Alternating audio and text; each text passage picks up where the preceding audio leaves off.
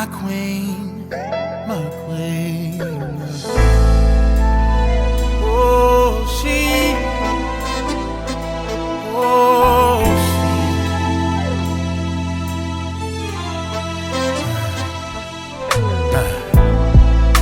Beautiful, wonderfully made. She's heaven's angel. So strong, even in struggle, yeah. When life comes like a storm from every angle, she rises above it all, the backbone of every home.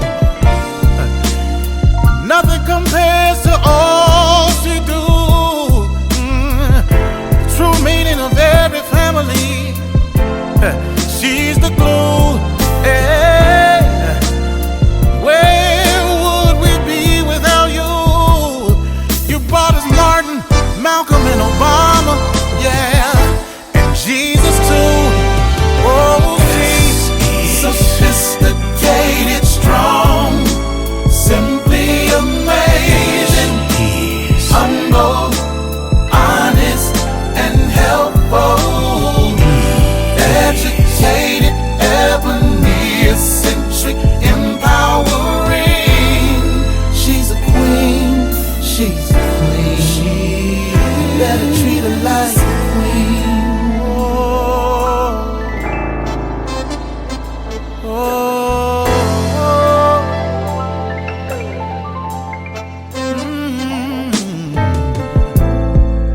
Her strength is amazing.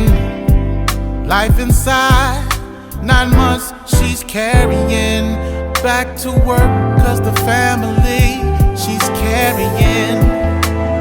Society don't give her just due, but she prevails and stands tall, a champion, a true woman. But nothing compares to all she do, yeah, the true meaning of every family. She's the glue, yeah, oh. Where would we be without you? Yeah, you brought us Martin, Malcolm, and Obama, and Jesus too.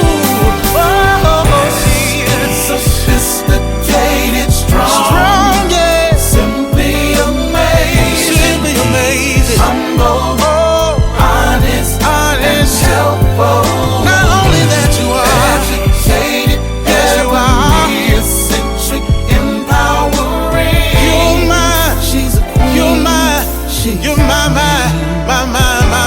Treat her like a queen. No price could be put on how much she's worth. So valuable, she's the soul of the earth. Yeah. All a part of God's genius plan. Powerful as she can be, the man's H-E-L-P.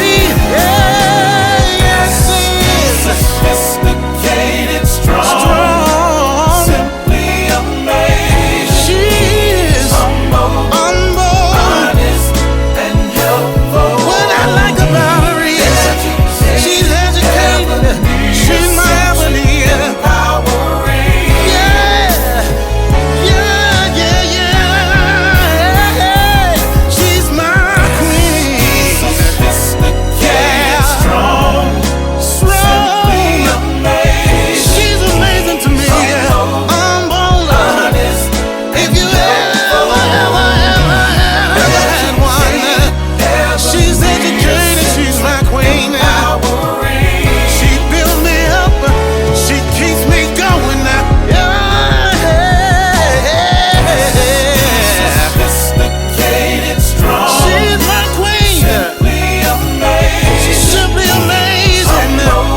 She is, oh my, she's my queen. Educated, ebony, she's educated and she's empowering. She is my queen. Yeah.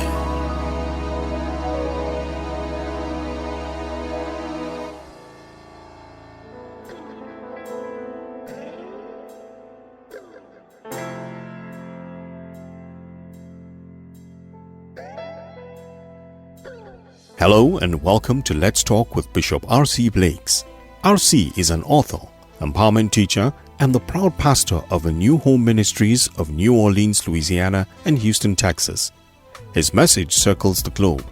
His conversational and candid approach to challenging content makes him a relevant voice to all generations. Get ready for a life-changing transformational conversation.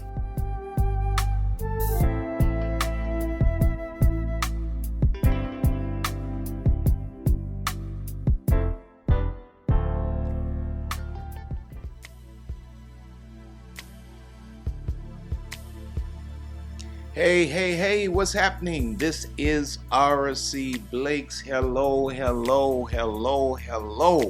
I came in with a hey today as opposed to my hello, right? I'm so excited today to be able to share with you now. This is Monday night with RC Blakes, and I'm still in Atlanta. Queenology ended up last night, man. We had a fabulous time. We had an amazing time for the entire weekend. The queens came from all around the country, even from other parts of the world, South Africa, England, so forth and so on, and I don't know where else, just everywhere. And so we're still here in Atlanta for just a couple of days, and then we're out of here on our way to Austin, Texas. But man, what an amazing time. I want to thank all of you who came and supported Queenology and made it an amazing success here in Atlanta at the Whitley. What a blessing. How honored Lisa and I are. Now today I need you to invite as many people as you possibly can. Last week we had a mix-up with my timing, and so it kind of threw our numbers off. I was earlier than I was supposed to be on and all of this kind of thing. We're not making that mistake this time. But I need you to make certain that you invite as many people into the conversation as possible. Because we're talking about something today that you hear me mention all of the time, but I'm not really certain if we've ever had a full out discussion around this subject. How to let your heart break for your soul to heal. I'm not certain we've ever had a full discussion on this. I didn't go and search all of so many YouTube videos, but even if we have had this discussion, I'm certain that the revelation I have today is a twist, and even if it's the same thing, it's a conversation that needs to be had on a regular basis. Because as we grow in God, as we grow in our God awareness, and thereby growing in our self-awareness, it brings us to a point of clarity and contention. And this point of contention is where we realize that listen to this very carefully, our trauma is attaching us to people who damage us. Now, when we're caught up in this, we're attached to these people that damage. The soul does not want to release the mind, the will, the emotions. The soul does not want to release, while the spirit is conscious. The spirit divorces the situation, but the soul is broken and desires to hold on. And this does what? It leaves your emotions in a tizzy, in somewhat of a predicament. And so this is where in your spirit you know better, but in your soul you yet want to hold on. And so this is where I say we have to learn to let the heart or the emotions break, the feelings break, that the soul may heal. And what is the healing of the soul? The healing of the soul is when the soul aligns with the spirit that is informed by God. Now, I thought about this, letting the heart break for the soul to heal. And in Job chapter number 5, verses 17 through 19, it says this: Behold, happy is the man whom God correcteth. Therefore despise not here's the word I want you to pay attention to. Despise not the chastening of the Almighty. For he maketh sore and bindeth up. He woundeth, and his hands make whole. He shall deliver thee in 6 troubles. Yea, in 7, there shall no evil touch thee. Now, I love this text because it talks about the chastening of the Lord, the chastenings of the Lord, in fact. And usually when we hear the term chastening, our minds automatically go to, okay, I've done something wrong and therefore God is punishing me. But chastening is bigger than that. It's inclusive of that, but it's much bigger than that. God chastens us even when we've not necessarily done something wrong, but we need to grow beyond something that's not good for us.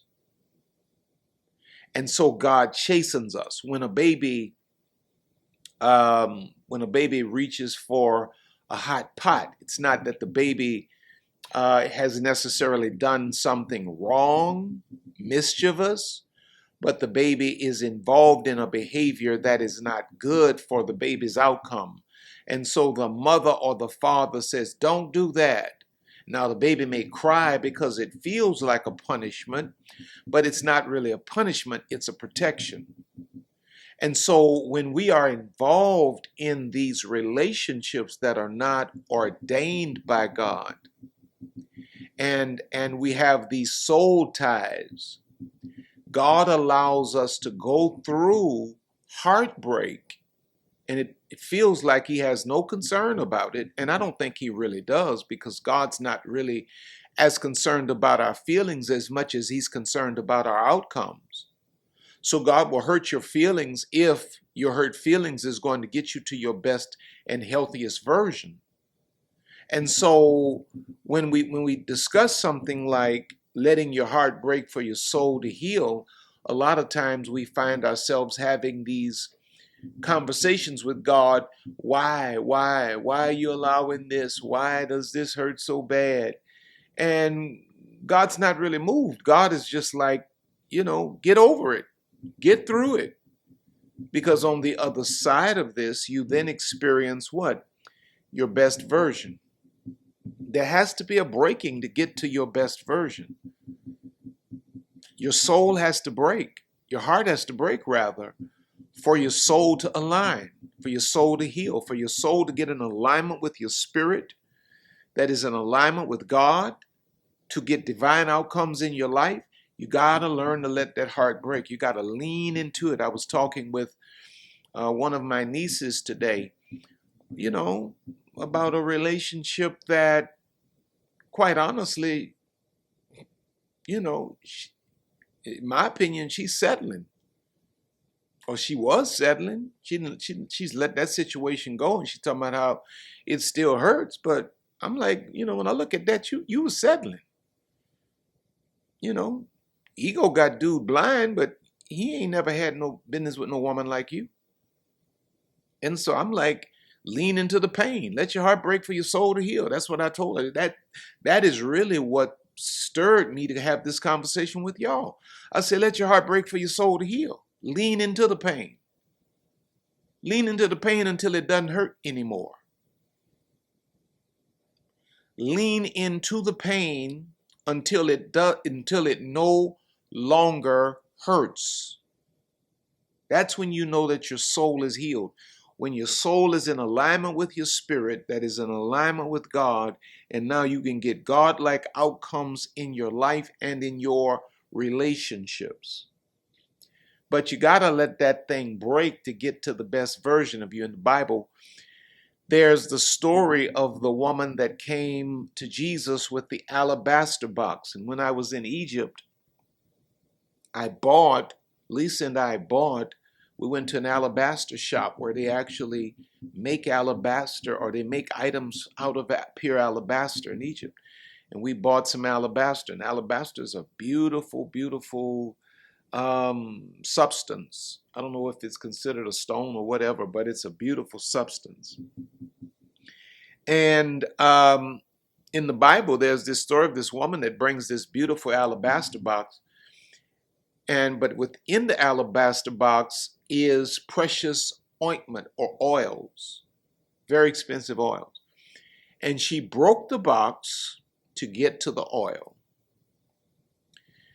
You don't realize it, but the breaking that you're presently going through is purposed to get to the oil. You got to go through, you got to experience the breaking to get to the most valuable. Come on now. The best version of you is on the other side of embracing this breaking. Let your heart break for your soul to heal. Let it break, embrace the pain until it no longer hurts. It ain't gonna hurt all the time.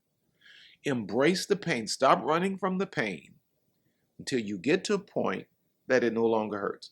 Now, there are 5 points that I listed here that I want to share with you today. And the first is, I don't think I'll be as long today, but the first is accept the transformation. Accept the transformation. I know it feels like demolition, but it's really transformation.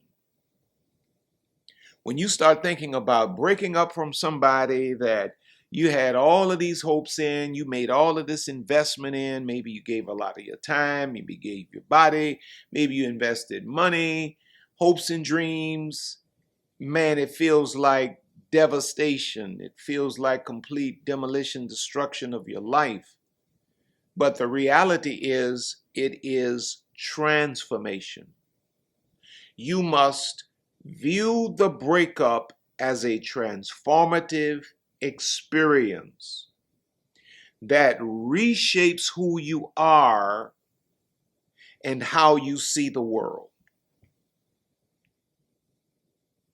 You gotta accept the transformation. View the breakup as a transformative experience that reshapes, reframes the narrative of who you are and how you see the world. You see, when you overcome this, you will never be this weak again. Once you overcome this, the strength you will gain will be permanent. You will move to the next level.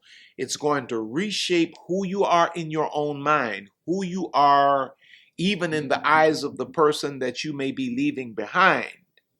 And it's going to reshape how you see the world. You see, there's going to be an internal focusing. And it's not until you see yourself internally a certain way, it's not until then that you can actually walk that thing out externally.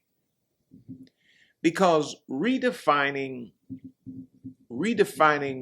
a breakup from a person that, it really hurts you to leave, redefining the breakup as a significant life event that contributes to your personal growth can give you a sense of purpose and direction, mitigating the distress with the belief in eventual renewal. You see, you got to accept the transformation because you don't need to leave yourself in an emotional,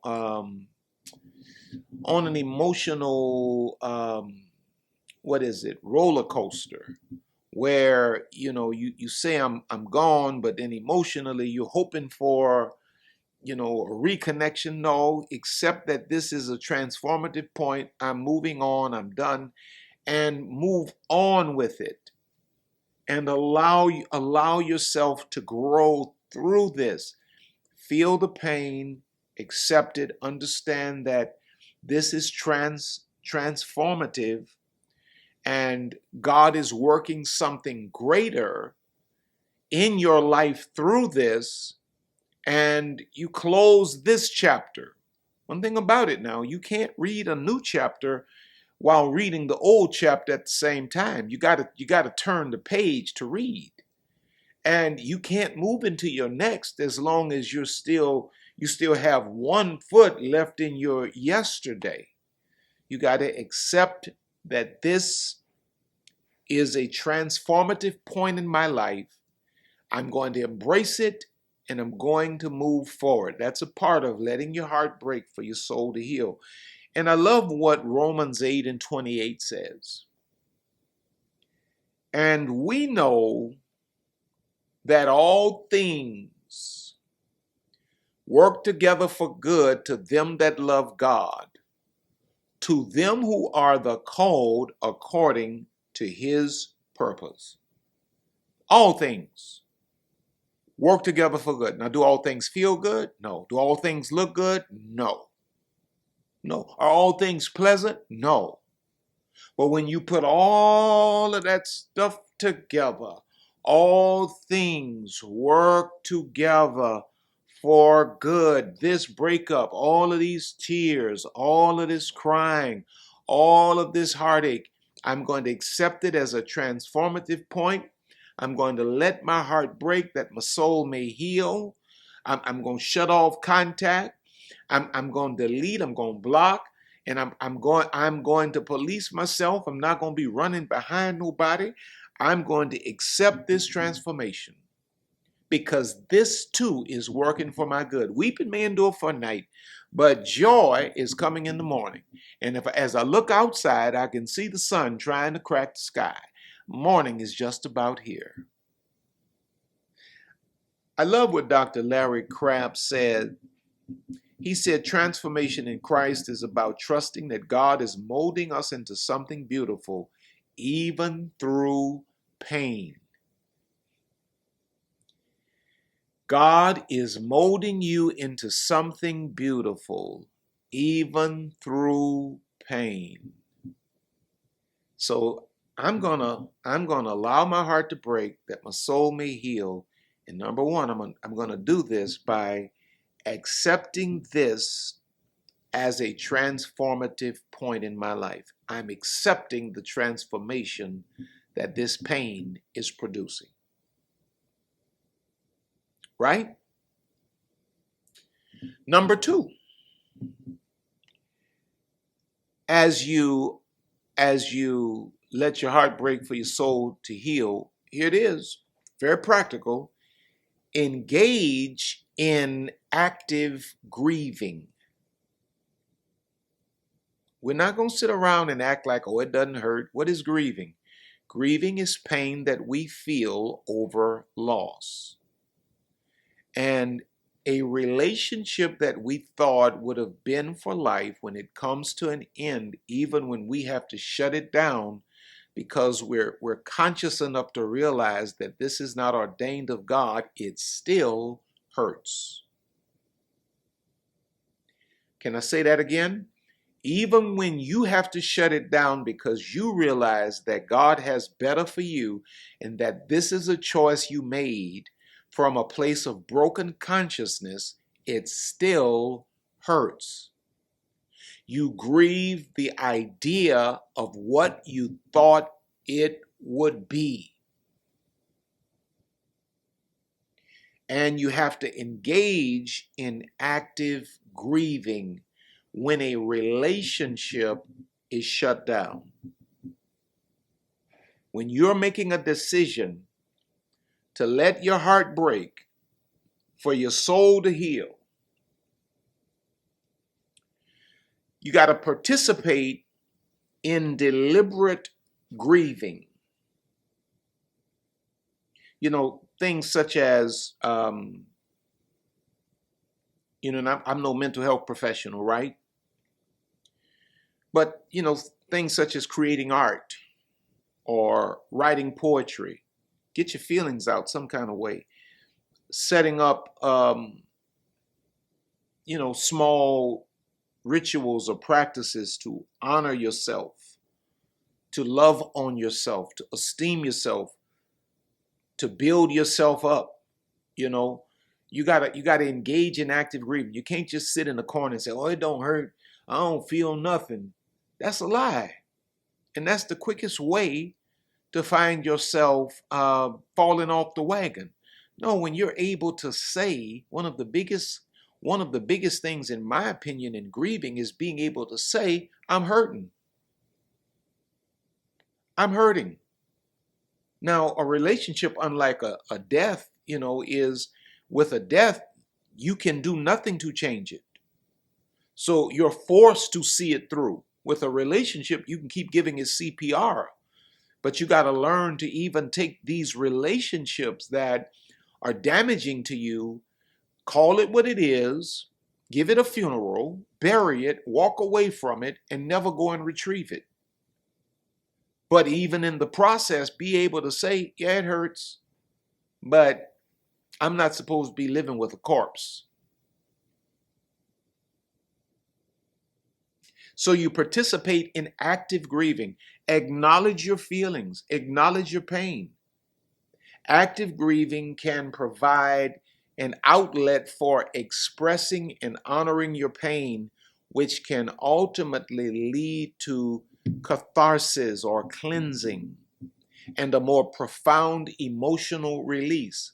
When you learn to embrace the pain of the breakup and you participate in active grief, it's like it expedites the process of getting to a point where you're able to get beyond this person emotionally. I love what Psalm 147:3 says. It says, "He heals the brokenhearted and binds up their wounds." But you gotta learn to expose those wounds before they can be bound up. You gotta learn you gotta be able to call a thing what it is before God can step in and do what only God can do. Right? Like my wife, I learned after the fact that when I said to her, and she did an amazing job at Queenology, by the way, with her message, The Power of Okay.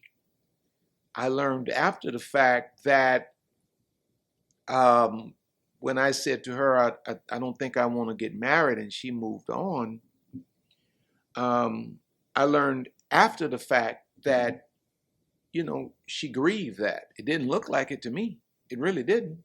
Looked like she was perfectly fine, but I learned that she grieved that.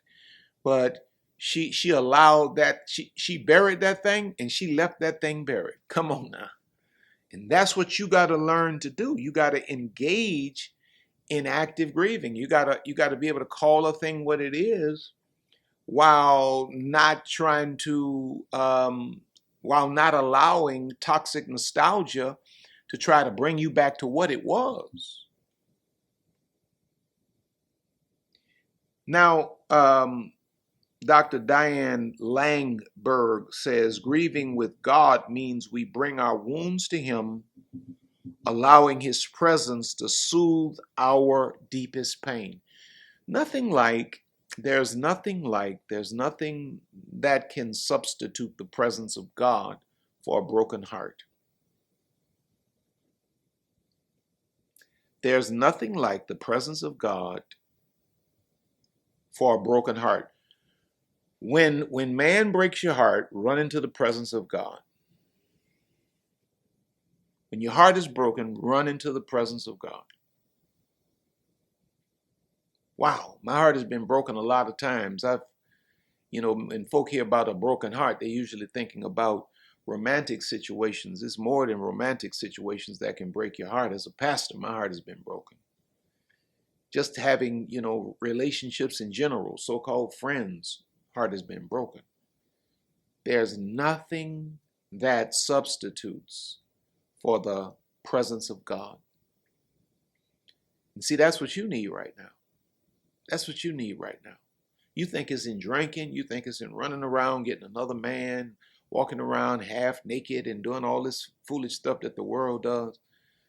The answer to your anguish is accessing the presence of the Almighty. I don't know why this just feels like it feels like we're in church now. I feel like we just went to church. It just feels like we just went to church. Yeah. Now, so engaging in active grieving, being able to call a thing what it is while remembering exactly what it is. Being able to say, this is how I feel about it. Come on now, without labeling yourself. Oh, I feel so stupid because I feel. No, babe, you have to understand that you're a spirit, soul, and body. And while you understand certain truths in your spirit, there are some things that your soul struggles with. Some things you catch a revelation in your spirit immediately, and you know, okay, this is right or wrong. That's how the spirit operates because it's connected to God. But your soul is slow. And your soul is connected to your feelings, your emotions, your visuals, and all of these other senses. And so your soul goes through a lot of trauma to get on the same page as your spirit. You're not stupid, you're just human.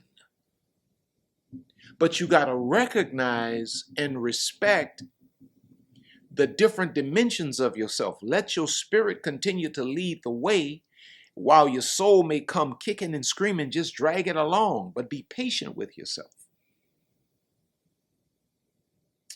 Number 3, how do I let my heart break for my soul to heal? Exploring existential questions. In other words, just looking at your situation from the perspective of life and the lessons you're supposed to learn, the things you're supposed to see, the things you're supposed to gain from it. Ask yourself all of the questions. Don't just get carried away by the emotion and the pain, like Calgon, take me away, pain, take. No. Stop for a minute and ask yourself the existential questions. Use the time of solitude to delve into existential questions about love. What is love? Was this really love? Come on now, because if you start asking yourself questions like that, and you really go to thinking about it, that's really not. That wasn't no love. That was a soul tie. That was trauma on steroids. So what was? So you got to start asking yourself the questions. Was this love? Was there any real purpose in this? Was there any divine purpose in this? Was this contributing to what ultimately would be a fulfilled or fulfilling life for me? When you start coming back with answers like, no.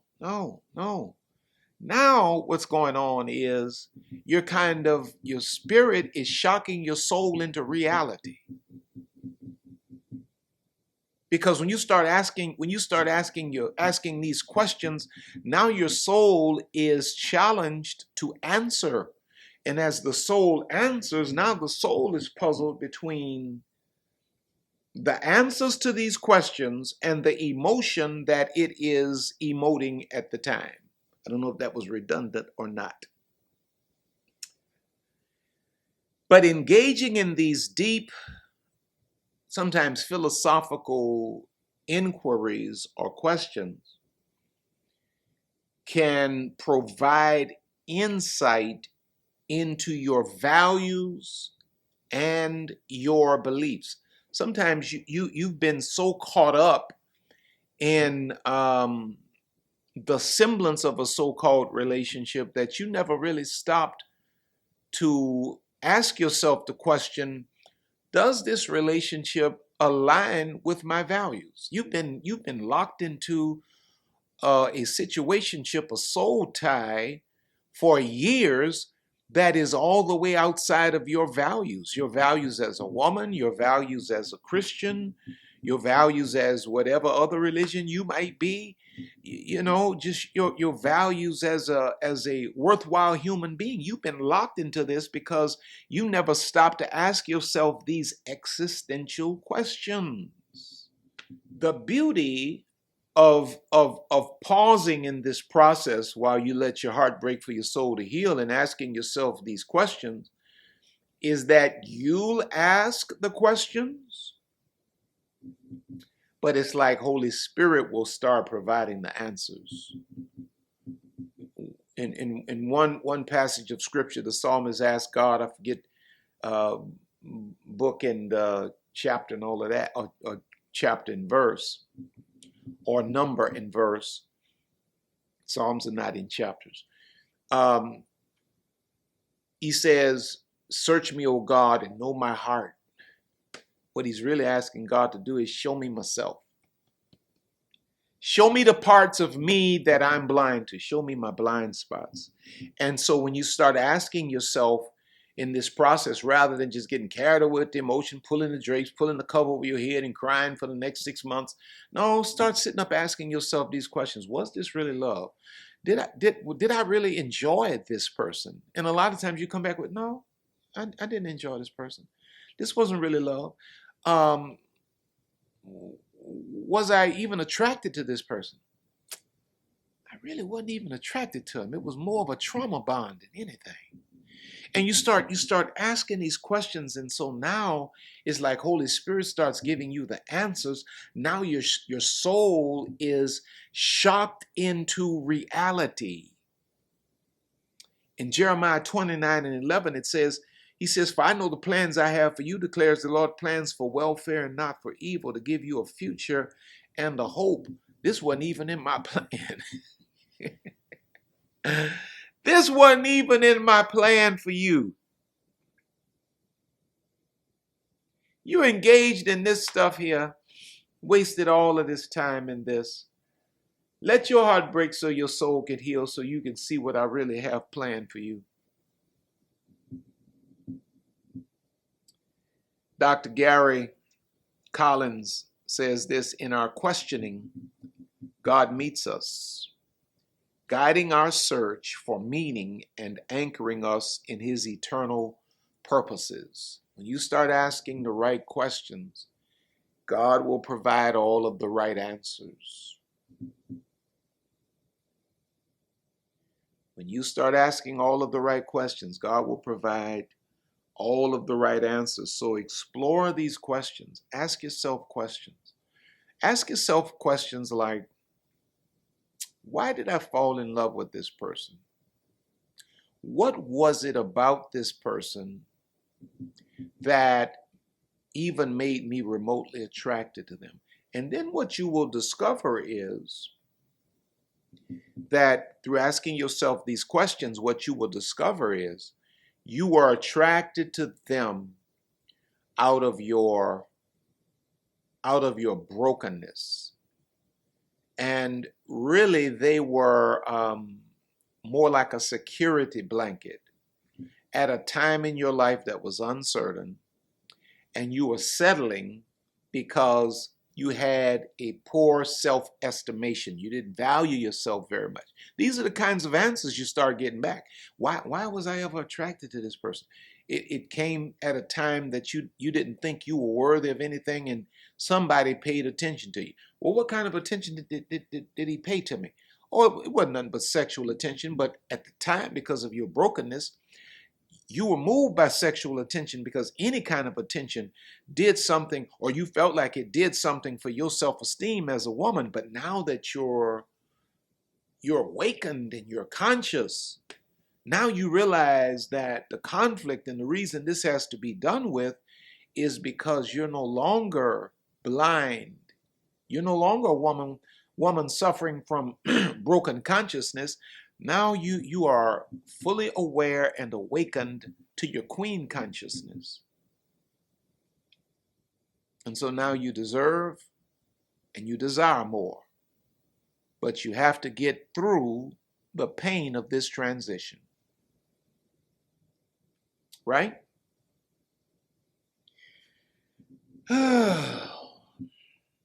Number 4, I only have 5 points. Number 4, embrace the concept of impermanence.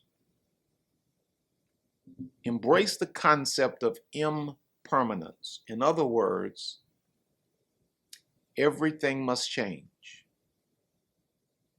Even the best of marriages, the best of relationships. You know, I would like to think that Lisa and I have one of those. But there's coming a day when either I'm going to leave her or she's going to leave me, and things will change.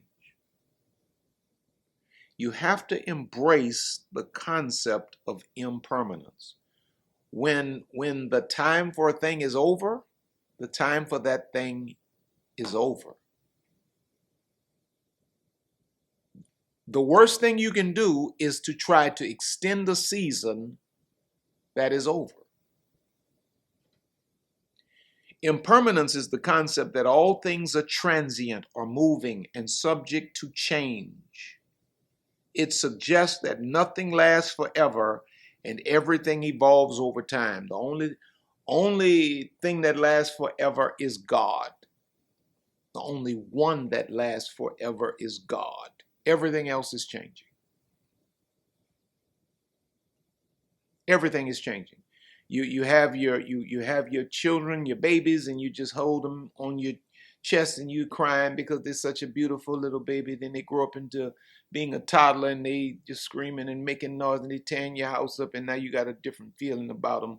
And then they turn into bad little children. They just, doing everything they ain't supposed to do. They won't. And then they turn into teenagers and they know everything in the world because after all, they're 14 years old. Then they turn into grown folk that do whatever they want to do and ain't nothing you can say or do about it. Come on, somebody. And they make their own life decision. Everything must change. And there are times in our relationships that it has to change. If this doesn't change, you will never get to what God has really ordained. Embrace the concept of impermanence. Meditate on and come to terms with the impermanence of things, including relationships. I remember when I was a young man, my father and I were having a conversation and he was telling me about he wanted me to do X, Y, Z. He needed me to get myself together because he wasn't going to be here forever. And I started in with, oh, Dad, you gonna be here forever. You can't go nowhere. I don't know what I would do without you. And he quickly shut me down. He said, you're gonna have to figure out what to do without me. Because the day is gonna come where you're gonna have to do without me, and there are gonna be people depending on you like you depend on me. And it was then that I started meditating on the impermanence of life. Things do not always stay the same. Things more than likely will change. Everything must change. Nothing stays the same. The reason my beard is gray now is because the gray is coming so fast, I can't dye it fast enough. And then I put the dye on it, and the dye won't even take, and it turned brown. And I got me walking around looking crazy for 2 weeks. So I ain't have to deal with this some years ago. Everything must change. And if your relationship has had to change because it was not in alignment with God's best for you, God bless. God bless. It is what it is. Everything must change. God doesn't allow anything to change. There's no transition that God brings you through that doesn't bring you to a higher level. If you look over in James, chapter number 4, verses 14 and 15, it says, whereas ye know not what shall be on the morrow, For what is your life? It is even a vapor that appeareth for a little time, and then vanisheth away. For that ye ought to say, if the Lord will, we shall live and do this or that. What is he talking about? He's talking about the impermanence of life. He says, what is your life? It's like the steam coming out of the kettle. You see it, then it's gone. That's how quickly things change. And you got to learn to roll with the punches, man. That's why you got to anchor yourself in God. You got to love God with all your heart. And then God's going to teach you how to love you. Then love your neighbor out of the overflow of your self-love. But don't ever lock your life in on somebody always being. You got to be able to release people, because you will have to do it more than you're probably comfortable with. So embracing impermanence encourages acceptance and helps release the attachment to the past, paving the way for emotional freedom and future joy.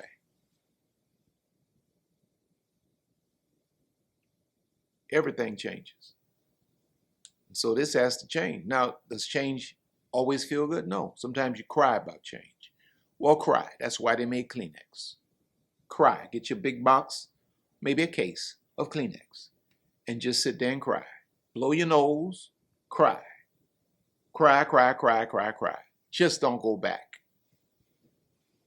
Let your heart break so your soul can heal. Cry and remind yourself while you're crying, everything must change. This must change, and I must change. Right now, I'm weaker than I will ever be again. When I get through with this, I will be stronger than I am right now. Cry, cry, cry, cry, cry, cry. Yeah, cry. Send me a picture of you crying. No audio though, because I don't want to hear you blowing your nose. Just send me a picture of you crying. Cry until the tears dry up, because it ain't gonna last. You're gonna get beyond it. Everything must change. When you embrace it, you change. When you understand that everything must change, what ultimately happens is you change. You get stronger, you get wiser, you get better. When you embrace the impermanence of life. Dr. Bill Gaultier says, understanding the temporal nature of life helps us cherish our moments and trust God's eternal timeline. Cherish our moments. Trust God's eternal timeline. That's why I live my life now on full speed. I'm not living my life anymore like tomorrow's promised. If I want to do it, I'm doing it now. Unless the Lord says otherwise. If I want to go, I'm going now. Come on now. I'm not going to let age, I'm not going to let people, I'm not going to let the little boxes that society creates for us lock me out of destiny, because life is constantly changing. It's impermanent. So are relationships. Nothing is promised to be the same tomorrow. When you wake up and things have changed, you got to embrace it. Don't buck against change, because you will always lose. You will always lose. And number 5, and finally, in the process of letting your heart break for your soul to heal, craft a closure journey. Create your own path to closure from this thing, right? Create a personal narrative arc from the beginning to the end of the relationship, identifying key moments that led to growth, happiness, and the eventual realization of incompatibility. In other words, you're going to recognize the good, the bad, and the ugly, and the fact that this is not to be anymore.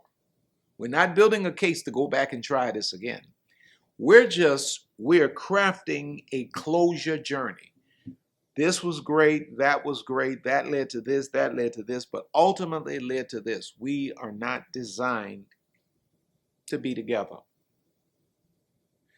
Crafting a narrative helps you to see the relationship and its end as part of a larger story of your life, bringing coherence and understanding and enabling you to move forward with greater clarity and peace. This wasn't your whole life. This was a part of your life. Look at it within the whole context of your life. The past, but watch this. More importantly, the future. How is this relationship going to aid and benefit and empower your future? What did you learn in this relationship that was good and positive that you're going to bring into your future? What were the negatives that you will not allow to repeat themselves in your life moving forward? Craft your closure journey. And Ecclesiastes 3:1 says, to everything there is a season and the time for every purpose under the heavens. When the expiration date on a relationship has come,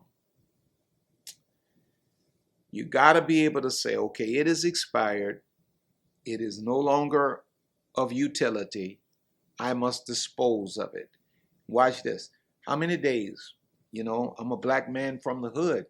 How many days did the milk get old? And you're a black man from the hood. You grew up on high sugary cereals, and how many days did I go in there and pour all that cereal in the big mixing bowl and pour that milk in there and realize it was a little sour and tried to eat it,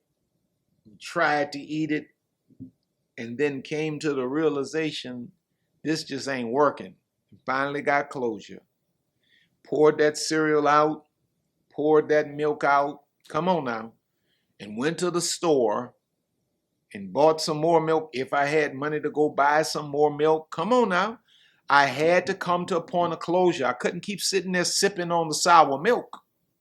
And that's what happens when you don't craft your closure journey. You will continue to sit there and sip on sour milk that is clearly expired. But because you refuse to allow your heart to fully break, your soul is slow to heal. Now, Dr. Dan Allender says, crafting a story around our pain gives us a sense of continuity and aligns our journey with God's redemptive narrative. Reframe, rewrite the ending of your own story. The world says, well, it ended up being this or that. No, you rewrite your story, your narrative in a way that empowers you to thrust into your future and close the door on your past. And so my prayer is that with all of you, you will allow your heart to break, that your soul may heal. Now, I know that there are many of you who are struggling with this subject, and maybe you need counseling or someone to talk to. I want you to look into the description, and I want you to find the link for BetterHelp Counseling, and just check it out and engage them if you need. Because sometimes we need help grieving relationships that we thought were one thing and we discover they are another. I want you to engage that BetterHelp link and see if that works for you. And my prayer is that you will find the kind of aid and help and support that will transition you into a healthier place. I love you all. Now listen, it's been my joy to have been with you. Those of you that desire to go with us to Ghana, I'm not certain if there are any more spots. They may have all filled up at Queenology this weekend, but we're going to Ghana in July of 2025, Lisa and I. And it was almost just about filled before Queenology started. I'm not certain. But I want you to go to rcblakes.com and you'll see the link for Ghana. And you can put your down payment down and put your own monthly installments. And by the time July gets here, you'll be coming with Lisa and I to Ghana. Don't forget to check out my newest book, Training for Reigning. Just dropped this weekend at Queenology. Should be up on Amazon by now.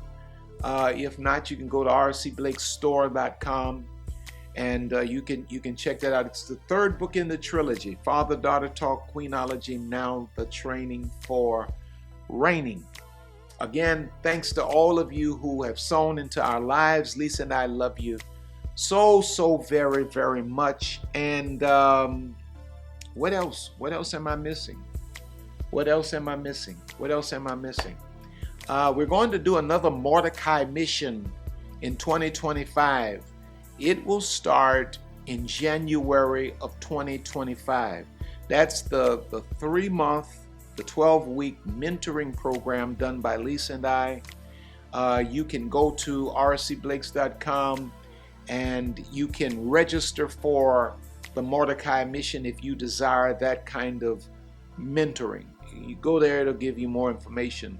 But we're doing it again in 2025. Had to take a break in 24, but in 2025, we'll be back up and running with MORDECAI mission.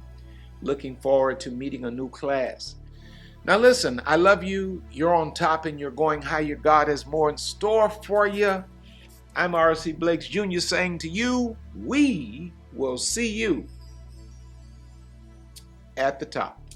God bless you. Until next time. Have you ever wondered what it'll be like to be mentored and taught by RC and Lisa? To be a part of an exclusive group with opportunities to ask questions to RC directly? There is a program called MORDECAI Mission. It may be the opportunity you're looking for. MORDECAI is a 12-week program conducted on Zoom by RC and Lisa. The program is named MORDECAI because it was Mordecai who mentored Esther into her reign as queen. RC has been called the King of Queens. His passion for empowering women is like that of Mordecai. The program is for women seeking spiritual and emotional healing as well as a sense of purpose and a return to self-love. It's biblically based and spiritually empowered. It is roughly an hour of teaching done by RC. It then moves into Q&A. The program is based on 3 pillars. 1. Inner healing. 2. Self-discovery. And 3. Self-development. The program runs for 12 weeks straight. Meetings are at the same time every weekend. The meetings are about 90 minutes to 2 hours. To be a part of the next group, go to www.rcblakes.com and register. Seats are limited. Pray about it, and if you feel a witness in your heart, don't procrastinate. Go ahead and register.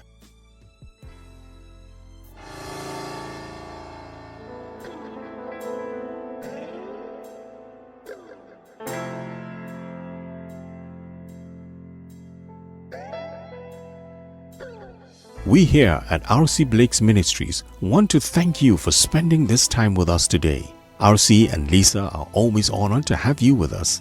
Don't forget to reach out to us by visiting our website at www.rcblakes.com. While you're there, you may join our mailing list and receive a free download of The Laws of Manifesting Your Vision by RC Blakes. Also look at all of the online programs by RC. You may find all books written by RC and Lisa. Once again, all of us here at RC Blakes Ministries want to thank you from the bottom of our hearts. And as we always say, see you at the top.